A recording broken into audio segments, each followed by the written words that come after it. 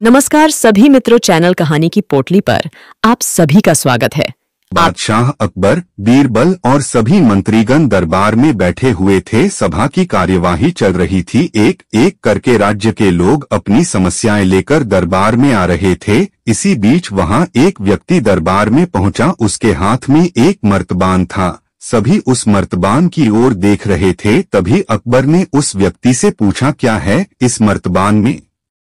उसने कहा, महाराज, इसमें चीनी और रेत का मिश्रण है। अकबर ने फिर पूछा, किस लिए? अब उस व्यक्ति ने कहा, गलती माफ हो महाराज, लेकिन मैंने बीरबल की बुद्धिमत्ता के कई किस्से सुने हैं। मैं उनकी परीक्षा लेना चाहता हूँ। मैं यह चाहता हूँ कि बीरबल इस रेत में से बिना पानी का इस्तेमाल किए चीनी का एक एक दाना अलग कर दें। अब सभी हैरानी से बीरबल की ओर देखने लगे।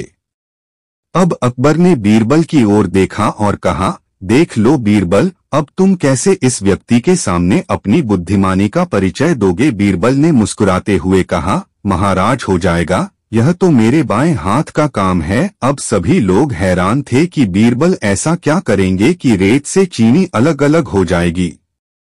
तभी बीरबल उठे और उस मर्तबान को लेकर महल में मौजूद बगीचे की ओर बढ़ चले। उनके पीछे वह व्यक्ति भी था। अब बीरबल बगीचे में एक आम के पेड़ के नीचे पहुंचे। अब वह मर्तबान में मौजूद रेत और चीनी के मिश्रण को एक आम के पेड़ के चारों तरफ फैलाने लगे। तभी उस व्यक्ति ने पूछा, अरे यह क्या कर रहे हो? इस पर बीरबल ने कहा, ये आपको कल पता चलेगा। इसके बाद दोनों महल में वापस आ गए। अब सभी को कल सुबह का इंतजार था। अगली सुबह जब दरबार लगा तो अकबर और सारे मंत्री एक साथ बगीचे में पहुंचे। साथ में बीरबल और रेत व चीनी का मिश्रण लाने वाला व्यक्ति भी था। सभी आम के पेड़ के पास पहुंच गए।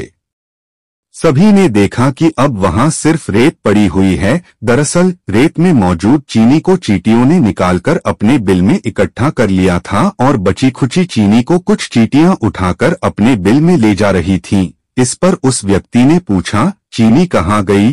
तो बीरबल ने कहा, रेत से चीनी अलग हो गई है। सभी जोर जोर से हंसने लगे। बीरबल की यह चतुराई देख अकबर ने उस व्यक्ति से कहा, अगर अब तुम्हें चीनी चाहिए तो तुम्हें चींटियों के बिल में घुसना पड़ेगा। इस पर सभी ने फिर से ठहाका लगाया और बीरबल की तारीफ करने लगे।